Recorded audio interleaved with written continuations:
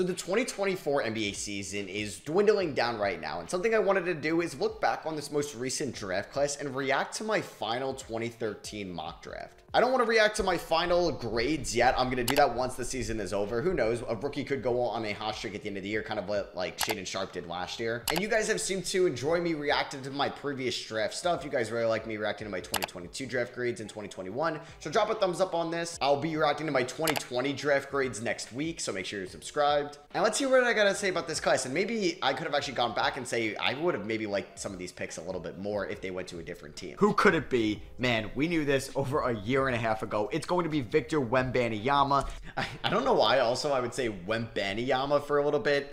I don't know. I'm an idiot. Out of France, going to the San Antonio Spurs, a 7'5" center who could shoot 30-foot threes and handle the basketball like a point guard. He's a generational prospect. He's going to have such high expectations coming into the NBA right away. Who knows? The Spurs also may trade for another pick in the lottery. In this official mock, though, we do no trades. We're just going with the draft order and what we have at the moment I'm recording this. And with the #1 pick, the Spurs are taking Victor Wembanyama, arguably the best prospect we have seen since LeBron James back in 2003. Man, I hate that I'm saying it like that, but honestly, he had a ton of expectations, and I think he's living up to them, which is kind of crazy because no way are you ever going to live up to those expectations like ever with the social media world, but I think he's doing so. Even though the Spurs are really bad, they did not trade for another pick in that lottery that I mentioned there. So I'm pretty sure I had Charlotte taking a point guard, not the forward who they originally took. #2, back and forth, back and forth. The betting odds right now have Scoot Henderson as the favorite to go to Charlotte, but Jonathan Givony of ESPN, Jonathan Wasserman of Bleacher Report, and Kevin O'Connor of The Ringer all have Brandon Miller going #2 to Charlotte. So is there something they don't know? Is there something maybe the betting markets don't know? I think whoever's picking #2 on draft night, if it's the Hornets, if the Pelicans make a trade, if the Blazers trade up, if the Rockets trade up, if there's any move at 2, I think it's going to be Scoot Henderson. All right, at least my logic there was like, I don't even know if it's going to be the Hornets picking here, and that's why I was going to go with Scoot regardless. But yeah, the betting odds completely switched. There was that whole Sham saga because he kind of works for FanDuel, and he tweeted that out, and then everybody started betting on Scoot Henderson to go 2. It ended up being Brandon Miller. I was always on Scoot 2 over Miller, and I'm looking wrong with that take, and I'm perfectly cool to agree with that. It's not even been a full season yet, so I don't want to say I'm dead wrong, but yeah, I thought Scoot Henderson would have been the 2nd overall pick and should have went there to Charlotte. I think the Hornets have to realize he's a generational point guard talent. I know he plays the same position as your franchise player in LaMelo Ball, but you are going to make it work. I don't think Brandon Miller is a generational prospect whatsoever, in which you're going to take him over Scoot. I think Scoot is closer to Wemby than Miller is the Scoot, which is... Oh, that's such a bad take. I like Scoot a lot. I did. I'm just never trusting any G League Ignite prospect again, ever. Kind of crazy to say, but that is just my evaluation on Scoot Henderson. I think who's ever selecting here at 2 can't mess this up, and I may be wrong with the 2nd overall pick on draft night, because we're all going 1 for 1 in our mock drafts, but this is where some people could mess up. I'm going with Scoot Henderson, and that's my take. So that's an L for me. That is definitely an L for me. Now, obviously, if I'm reacting to my draft grades in 3 years from now, I could look right if I say the same thing in my draft grade video. But Scoot looked great in the Summer League, and then he had some injuries to start the season. He's been in a bad position in Portland, but Miller's also been just as bad of a position in Charlotte, and it's definitely looking like Charlotte made the right pick, and I look like an idiot. So, I already spoiled it. #3, it's going to be Brandon Miller. I think there's a chance, maybe Amen Thompson, where somebody else gets some hype here at 3 leading up to the draft. There's been so much smokescreen. We know how the draft ended up last year. We all thought Jabari Smith was going to be the #1 pick, and Paolo was going 3, and then they flopped on draft night, where basically, okay, the Magic kind of surprised everybody and took Paolo Banchero #1. So I think 3 will be Brandon Miller, and similar with the Scoot pick at 2, it's who's ever picking at 3. If it's the Clippers, if it's the Raptors, if it's the Pelicans, yeah, like any team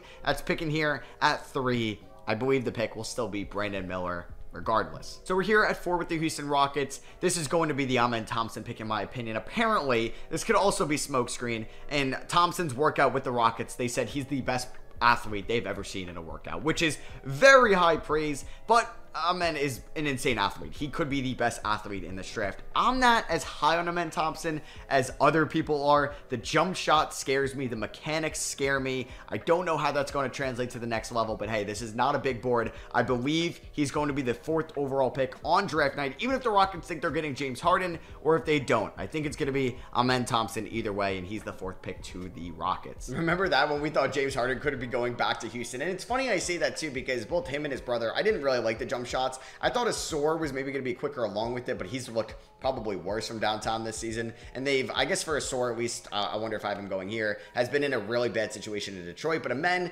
like, crazy athlete. So the Rockets were probably, like, not lying when they said he's, like, one of the greatest athletes that they've ever seen in that workout. And I think that was still the right pick by them. So it's worked out. So here we are at 5 with the Pistons, and all these analysts are saying Cam Whitmore has not looked great in his pre-draft workouts. And I guess they were in line too, because Cam Whitmore fell obviously in the draft. I had him as a top 10 player if I remember correctly. So it's crazy. I hope I didn't have him going here. So that scared me a little bit to take him with the 5th overall pick. And I think this could be 3 prospects here I think are going to be 5, 6, and 7. I think it's going to be some type of way of Ausar Thompson, Cam Whitmore, and Jarace Walker. I don't know how the order is going to look. That is officially wrong because Walker technically went 8 with Bilal going 7. But that is what I think is going to happen on draft night. With the 5th overall pick, though, I'm going to have the Detroit Pistons select Jarace Walker. I don't think I would take him here at number 5. My mock is ass.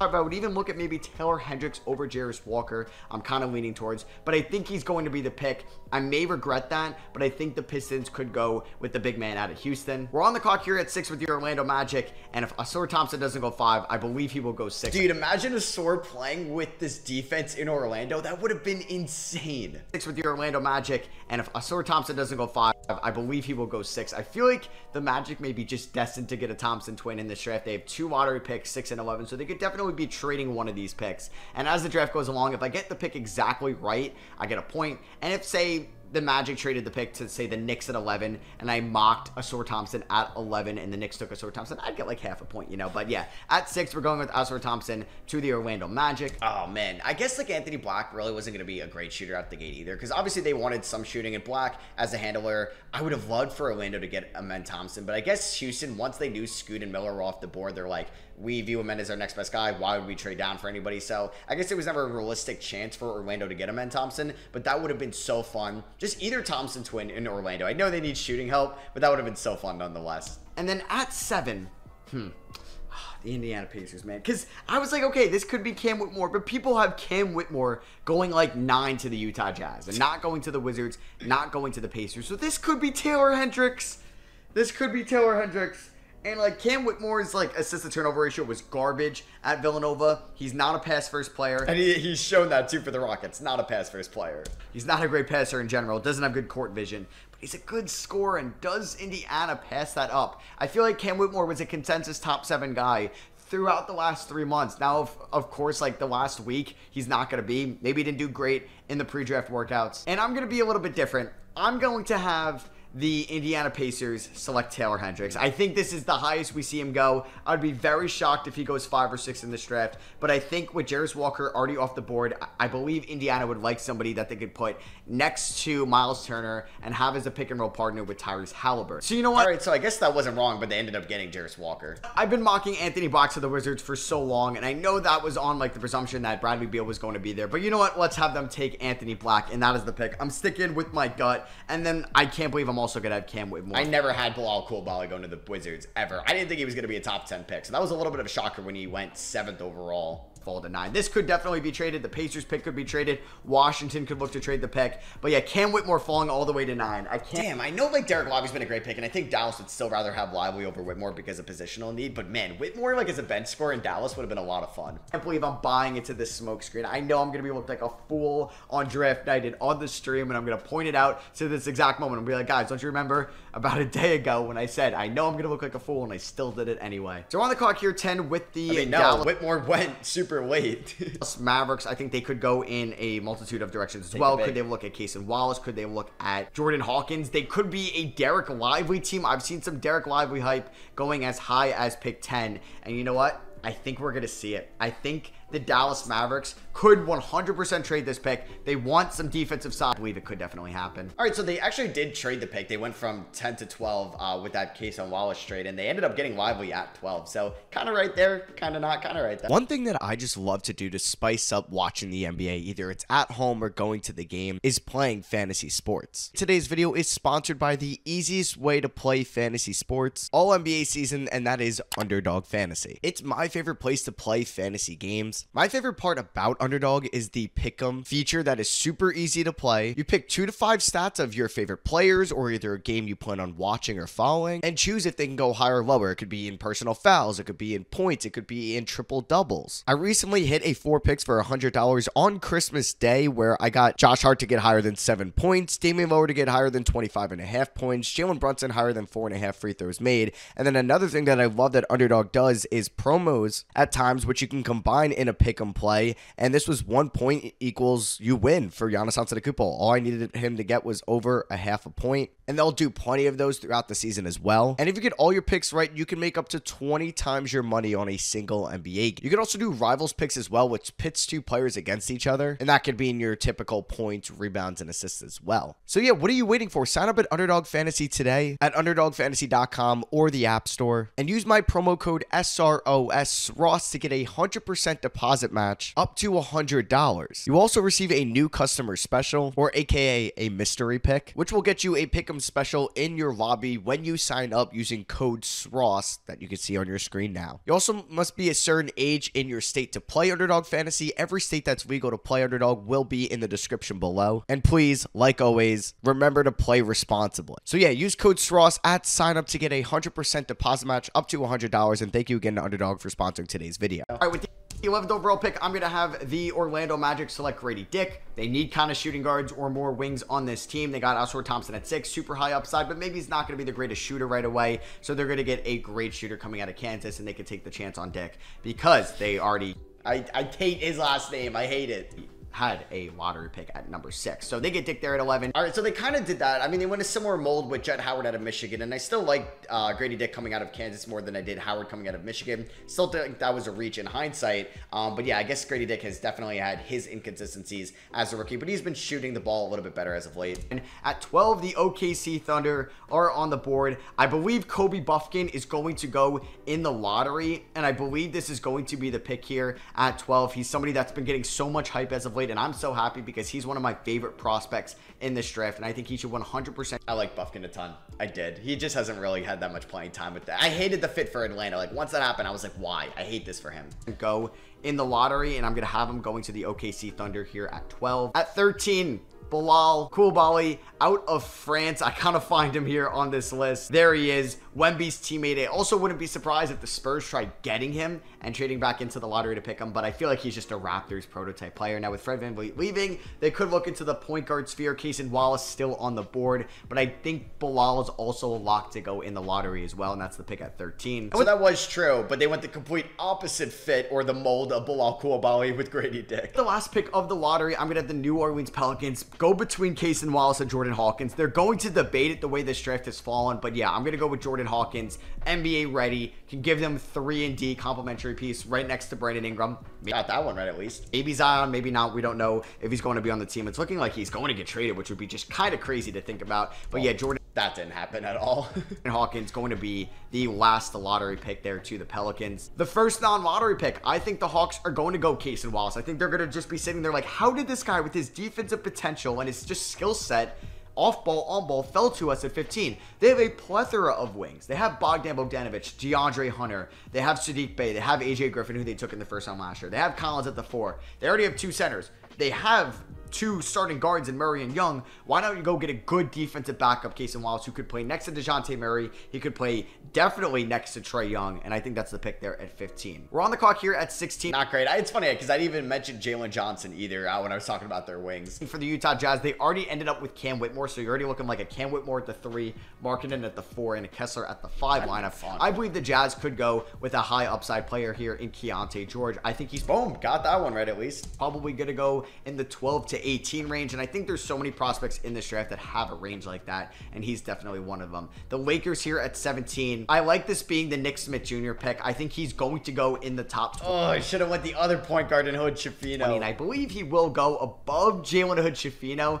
That could be a hot take for me, and I think the Lakers would like his combo guard potential for them going forward. 18 here, Miami Heat. I've been mocking this a ton. I have them taking Leonard Miller out of the G League Ignite. Just seems like he could be a Heat culture guy. Just seems like what they want to build. If he could develop any type of shot, or at least be a backup center for them. Like I would say a small ball 5, but he's 6'10", but just a versatile freak athlete, backup 5 next year. I like Leonard Miller going to the Heat there at 18. So he went in the second round, Leonard Miller, and obviously they took a much better player in Jaime Jaquez. And at number 19, the Golden State Warriors are on the clock, and I'm going to have them select Colby Jones out of Xavier. Somebody like Jordan Hawkins, I mentioned with the Pelicans, could come in and be an immediate impact contributor for them right away. Like, this would even make more sense if they move Kuminga or Moody or Jordan Poole this offseason. I like Colby Jones here. I don't think I'm gonna have them taking a big, because I think Draymond will come back. At 20 here, the Houston Rockets are on the clock, and I believe this could be like a Dariq Whitehead pick, somebody that could be a complimentary piece, a spot-up shooter. This is their second first-round pick since they took Amen Thompson at number 4, so they could take a chance on Dariq Whitehead. If he gets hurt, it's not the end of the world. He was your second first-round pick at number 20, but if he hits, he could be one of the best spot-up shooters in this league around James Harden, maybe, or Amen Thompson. So it's funny, like, his kind of came with more as a spot-up shooter, complimentary piece, and there was the injury concerns with him. And Dariq Whitehead is out for the year for the Nets, and he's had his injury concerns as a rookie already. Going back to the Warriors pick, Colby Jones and Podziemski were so close to me in mold and like what they were. I just wish I went with Podziemski, obviously. At 21, the Brooklyn Nets, I think they're just like so happy that one of these point guards fell to them. Like, if Kaysen Wallace or Jalen Hood-Schifino or Nick Smith fell to them, they would be thrilled. And in this case, JHS, I think, could fall in the draft. I think he could go in the lottery. Like I said, like the Raptors could be looking for a point guard. But I think if not, I think teams that would pass up on him, and then he could fall to the Brooklyn Nets there at 21, who have back-to-back picks. And then at 22, I think they can go with Olivier Maxence Prosper, who's also had so much hype as of late leading up to the pre-draft process. A switchable defender that is not a bad offensive player by any means. He's physical, but he can hustle, and the Nets have 2 first-round picks. He got the green room invite, so there's a 99% chance he goes in the first round. And I believe around this pick at 22, the Nets could be interested, and I think take him because I believe the Blazers would have definitely taken him at 23. I guess similar to Noah Clowney, I bought into the OMP hype. I didn't really know much about Maxence Prosper until the kind of a little bit before the draft, watching him at Marquette, and then everybody loved him, and I'm like, all right, I probably should have him in my first round.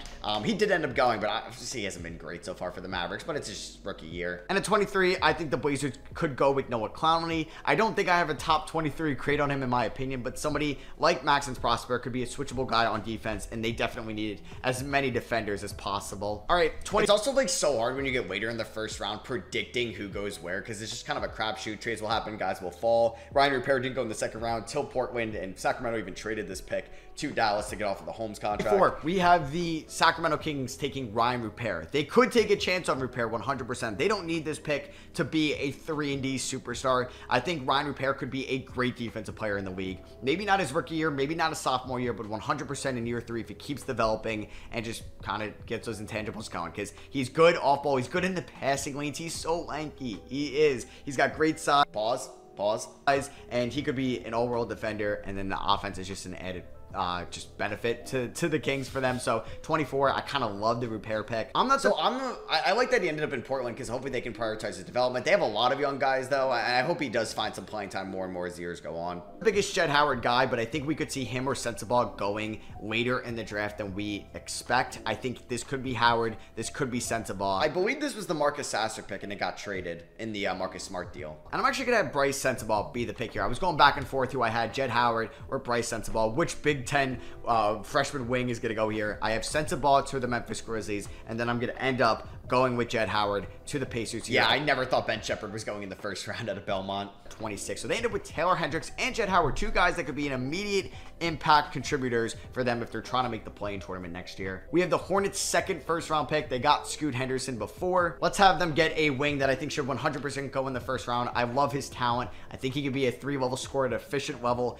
at the next level. Maxwell Lewis out of Pepperdine. He gets to the rim and he finishes at the rim. He's efficient at the rim, which translates to the next level, and he should 100% go in the first round, and this would be a steal in my opinion. I have a much higher grade on him than I think where he will go. All right, yeah, I guess that is kind of true, and he went in the second round to the Lakers, but I guess he's just one of those guys. Like, I really like Colby Jones, and I really liked him in this draft. Guys, here at 28, I think this has to be Brandon Podziemski out of Santa Clara. He's somebody, Matt Podziemski, that I think should definitely go in the first round as well. Him, like Jet Howard and Bryce Sensabaugh, could all go a lot higher in this draft, so I wouldn't be surprised if that happened. Pacers here at 29, man. I think James Najee could be in play here, but I think James Najee could also go early in the second. I think Ben Shepherd and his shooting ability out of Belmont could be... Oh, I completely lied. I guess I thought he could go in the first. 100% in play here, and I'm not a huge Ben Shepherd guy because of his age, and like the Pacers have kind of done that in the past with Chris Duarte and a couple other guys, but I think he's somebody that could 100% go in the first round. So that's the third and final Pacers first round pick.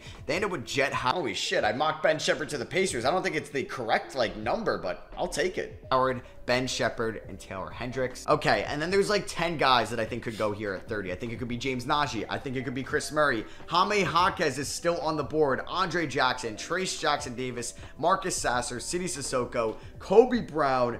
Oh man, there are so many players that could be here with the final pick. And I was just going back and forth. Could it be Najee? But I think the Clippers are looking for somebody that's a little bit more polished that could help them right away. I think they could look at, I think, two guys. I think it's between Jaime Jaquez or Chris Murray. And I'm going to have them go with Chris Murray because I think he could be a little bit bad mock. I'd even have Jaime Jaquez in the first round. More of a polished shooter at the next level. So that is it. All right, so yeah, that is my 2023 mock draft. I wanted to look back on this in hindsight where I had some of these guys going, because obviously when the draft's over, we get into free agency. I want to give out my grades and such. You guys can let me know what you thought about this draft in the comments below. Drop a like if you guys did enjoy. Like I said, once the regular season is pretty much done and we know everything about these rookies, I'll react to my initial draft grades from this class. And like I said, make sure you subscribe because I'll be reacting to my 2020 draft grades. Can't wait to hear what I had to say about the Obi Toppin pick. So yeah, that's going to be it for me. Thank you all for watching. I love you guys, and I'll catch you on the next one. Peace.